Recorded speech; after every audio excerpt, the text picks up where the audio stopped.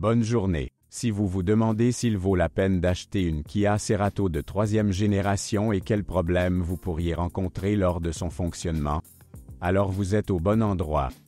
Alors, tout en admirant l'apparence toujours actuelle de la Cerato, il ne faut pas oublier que la peinture de la berline coréenne n'est pas meilleure que celle de ses concurrentes. Il est non seulement doux, mais aussi très fin. C'est pourquoi des éclats et des rayures se forment sans aucun problème.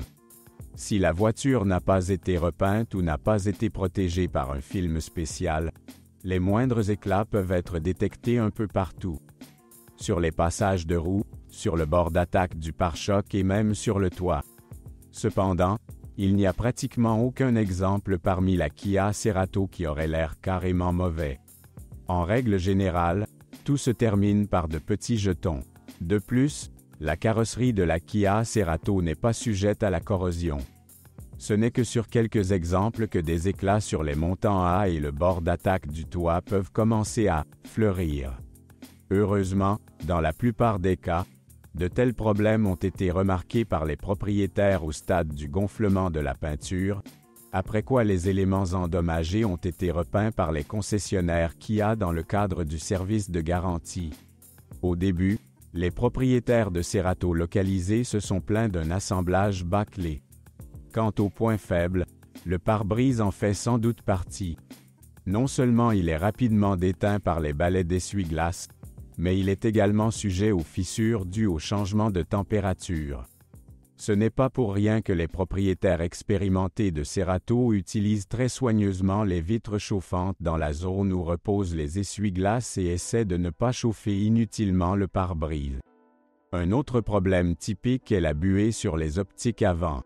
Malheureusement, Kia n'a rien fait contre les phares qui fuyaient lors de la production du 3e Cerato. Une mauvaise surprise peut également être attendue du côté des joints des feux arrière. Au fil des années, le joint du couvercle du coffre commence à se briser. C'est pourquoi l'humidité peut commencer à pénétrer dans le coffre. Heureusement, pour le moment, les spécimens avec un marécage dans le tronc sont rares. La Kia Cerato est également très attrayante à l'intérieur, mais vous ne pouvez pas compter sur des matériaux de finition coûteux et de haute qualité. On pourrait vivre avec cela sans la faible résistance à l'usure de nombreux éléments. Au kilométrage de 70 000 à 80 000 km, la tresse du volant perd finalement son aspect commercialisable et, à mesure que le kilométrage augmente, commence à paraître de plus en plus désordonnée. La situation des sièges en cuir n'est pas meilleure. Le simili-cuir le plus cher n'a pas l'air nettement pire à 100 000 à 120 000 km que le revêtement de sièges en tissu de base. Les propriétaires de Cerato doivent également faire attention au plastique intérieur qui se raye facilement. Ce dernier commence également à grincer de plus en plus, ce qui, combiné à une mauvaise isolation phonique, ne vous fera pas oublier que le Cerato n'est qu'un représentant bon marché de la classe Golf. Les versions haut de gamme du Cerato sont très bien équipées, mais malgré l'abondance de systèmes électroniques, les problèmes électriques sont pratiquement inconnus des propriétaires de berlines coréennes. Les problèmes du système multimédia, du verrouillage centralisé et des vitres électriques sont rares et, en règle générale, disparaissent sans aide extérieure. Sur les véhicules à kilométrage élevé, les boutons du volant sont menacés. Ils peuvent cesser de fonctionner en raison d'une défaillance du câble de la colonne de direction. Les moteurs essence disponibles pour la Kia Cerato 1,6 et 2,0 litres se retrouvent sur de nombreux autres modèles Kia et Hyundai. L'unité de base de 1,6 litres, portant la désignation maison G4FG, développe 130 chevaux, ce qui est largement suffisant pour une conduite tranquille. Lors de la conception du moteur 1,6 litres, les ingénieurs de Hyundai Kia n'ont pas délibérément recherché une puissance élevée, mais ont essayé de trouver un juste milieu entre les caractéristiques dynamiques, la fiabilité et la durée de vie. L'unité de 1,6 litres est basée sur un bloc cylindre en aluminium.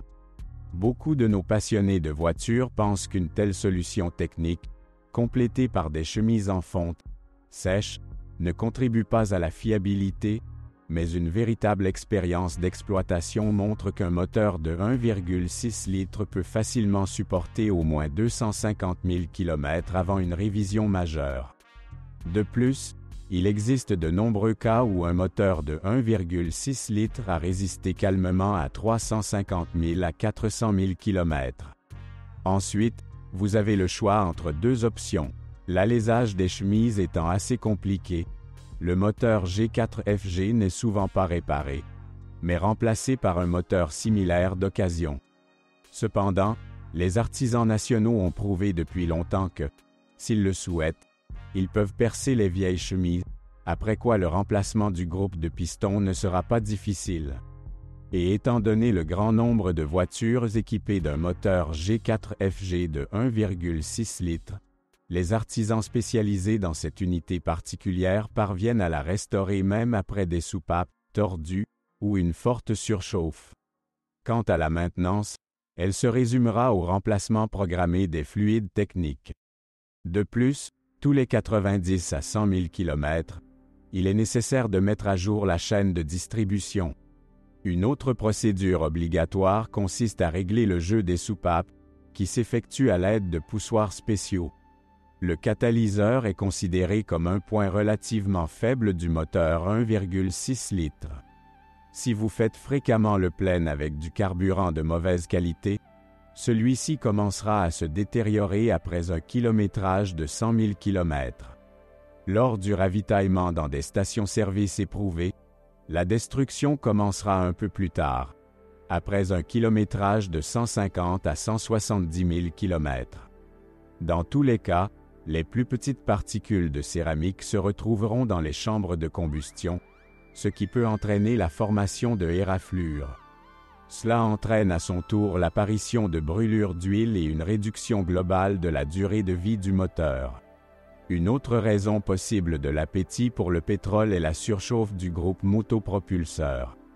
Les performances du système de refroidissement devront être surveillées régulièrement, car les revêtements minces qui ne peuvent pas se vanter d'une rigidité élevée ne peuvent pas résister à un fonctionnement à long terme du groupe motopropulseur dans des conditions de température défavorables. Les inconvénients du moteur de 1,6 litres incluent l'accélérateur rapidement sale. Un régime moteur flottant indiquera qu'il nécessite un nettoyage. Les supports du groupe motopropulseur et le couplage du générateur sont considérés comme relativement peu fiables. Heureusement, leur remplacement est prévu depuis longtemps. Certaines nuances ne sont pas directement liées à la fiabilité. L'un d'eux est l'accompagnement sonore des injecteurs. Le son est assez fort, mais la plupart des propriétaires de Cerato s'y habituent et cessent rapidement d'y prêter attention. Le moteur de 2,0 litres, portant l'indice d'usine G4NA, est moins courant sous le capot du Cerato. Cette unité est basée sur le 4G4KD, que les ingénieurs de la société coréenne ont légèrement modifié. Techniquement, le moteur 2 litres est assez traditionnel. Bloc cylindre en aluminium, injection multipoint, entraînement par chaîne du mécanisme de distribution de gaz. Officiellement, la chaîne de distribution est conçue pour toute la durée de vie du moteur, mais en réalité elle dure très rarement plus de 120 à 130 000 km. C'est tout à fait acceptable, car sinon il n'y a pratiquement aucune plainte concernant le moteur de 2 litres. L'unité G4NA s'est avérée si sans prétention qu'elle consomme facilement de l'essence à indice d'octane de 92. Quant à la formation d'éraflures, dans le cas d'un moteur de 2 litres, de tels problèmes sont rares. Dans le même temps, il est peu probable que des éraflures se forment avant un kilométrage de 150 à 170 000 km. En général, à condition que l'intervalle de vidange d'huile soit réduit à 7 à 8 000 km, le moteur G4NA peut facilement supporter au moins 350 à 370 000 km avant la réparation du moteur. À propos, la Cerato avec un moteur de 2 litres n'a pas une supériorité écrasante en termes de dynamique sur une berline avec un moteur plus jeune de 1,6 litres. Pour la Kia Cerato de 3e génération, 2 boîtes de vitesses sont disponibles. Une manuelle à 6 vitesses et une automatique à 6 vitesses. Les 2 boîtiers sont globalement bons, même s'ils ne sont pas dénués de quelques points faibles. Dans une transmission manuelle, le mécanisme d'embrayage nécessitera une attention particulière. Déjà après un kilométrage de 50 à 60 000 km, un jeu notable peut se former au niveau de la pédale d'embrayage, provoqué par une usure importante de la tige de poussée du maître-cylindre d'embrayage. En règle générale, la butée de débrayage doit être remplacée entre 80 000 et 100 000 km. Au même repère, il faudra régler le câble d'entraînement de la bascule de la boxe. Avec une conduite prudente, l'embrayage peut durer jusqu'à 150 000 km. Pour ceux qui aiment la conduite agressive, les roulements d'arbres rappelleront leur présence au même kilométrage avec un fort grondement. Si vous conduisez prudemment, ils peuvent parcourir 250 à 300 000 km. Le point faible des Kia Cerato produites avant 2014 est l'arbre d'entrée, sujet à la corrosion. Une transmission automatique n'est pas inférieure à une transmission manuelle en termes de fiabilité, mais nécessite en général un peu plus d'attention et un strict respect des intervalles d'entretien. L'intervalle de vidange d'huile ne doit pas dépasser 50 000 à 60 000 km. Dans le même temps, le constructeur lui-même, essayant de rendre la maintenance aussi bon marché que possible, affirme que le fluide de travail de la transmission ne nécessite aucun remplacement. En conséquence, les économies réalisées sur des kilomètres courts peuvent se transformer en de sérieux problèmes après avoir franchi la barre des 100 à 120 000 km. Les mécaniciens considèrent le plateau hydraulique comme le point faible de la transmission automatique. Il est sensible à la surchauffe et à l'huile périmée. Avec un kilométrage de 150 à 160 000 km, les bagues et les joints d'huile devront être remplacés. Les dysfonctionnements beaucoup moins courants sont la défaillance de la pompe à huile et des capteurs de température du lubrifiant. Avec un kilométrage élevé, il convient de prêter périodiquement attention aux joints du paddon. S'il commence à fuir, il vaut mieux ne pas retarder le remplacement du joint. Dans ce cas, certains mécaniciens tentent de serrer les boulons, ce qui aboutit souvent à la formation de fissures dans le patin en plastique. De plus, les propriétaires de Cerato à transmission automatique devraient essayer d'éviter de glisser. Sinon, il est possible que les cannelures du boîtier de différentiel soient arrachées. La boîte le signalera certainement avec un fort craquement. Malgré le fait que la berline coréenne ait une poutre conventionnelle dans la suspension arrière, la Kia Cerato se comporte très bien. Le prix de bonnes caractéristiques de conduite est une rigidité excessive et une faible consommation d'énergie, ce qui n'est pas toujours suffisant sur nos routes accidentées. Quant aux commentaires sur les vomissements de l'arrière de la voiture à des vitesses supérieures à 120 km/h, ce problème est résolu depuis longtemps.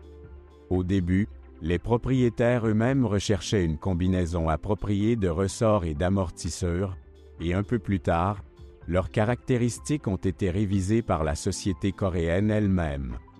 Cependant, les ressorts arrière sont toujours considérés comme l'un des points faibles de la suspension du Cerato. Ils s'affaissent sensiblement de 80 000 km et, après 20 à 30 000 km, ils doivent être complètement remplacés. Les jambes de force et les bagues stabilisatrices ont une marge de sécurité encore plus réduite. Ils peuvent supporter de 40 à 80 000 km. Selon la qualité des routes et la taille des roues, les roulements de roues peuvent supporter de 80 à 120 000 km. Les amortisseurs de la Kia Cerato devront être changés après un kilométrage de 100 à 120 000 km. Les consommables dans une suspension arrière beaucoup plus simple durent plus longtemps. La plupart d'entre eux ne devront être remplacés qu'après avoir franchi la barre des 200 000 km. Les blocs silencieux de la poutre peuvent durer plus de 250 000 km.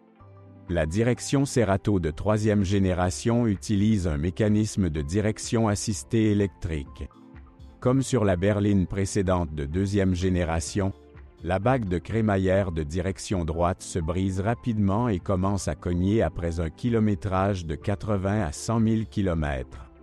Quant à la fiabilité de l'amplificateur électrique, elle dépend directement de l'année de fabrication d'une voiture particulière.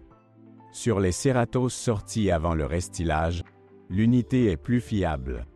Après la mise à jour, il y a eu d'autres plaintes concernant l'amplificateur. Par exemple, les propriétaires de Kia Cerato ont commencé à prêter attention au fait que la rotation du volant s'accompagne de bruits parasites. Dans certains cas, les revendeurs officiels de la société coréenne ont même dû remplacer l'ensemble colonne de direction par une direction assistée électrique. Toutefois, de tels cas restent rares. Il n'y a actuellement aucune plainte concernant le système de freinage de la troisième Kia Cerato. Hormis le remplacement programmé des plaquettes et des disques de frein, ainsi que les mesures préventives standards, vous n'aurez rien d'autre à faire avec le système de freinage. Avec le changement de génération, la Kia Cerato est devenue encore plus intéressante, a reçu de nombreux nouveaux équipements, mais n'a pas perdu en fiabilité. Une sorte de « mouche dans la pommade », dans le contexte général est le catalyseur, dont la destruction peut entraîner de graves problèmes, mais ce problème est connu depuis longtemps et la pratique montre que la plupart des propriétaires ont appris à y faire face. Les quelques problèmes restants de la berline coréenne sont résolus à moindre coût et, en règle générale, se rapprochent de la barre des 200 000 km. Si vous êtes propriétaire, assurez-vous de laisser un commentaire sur cette voiture. Votre avis aidera certainement les autres à choisir une voiture.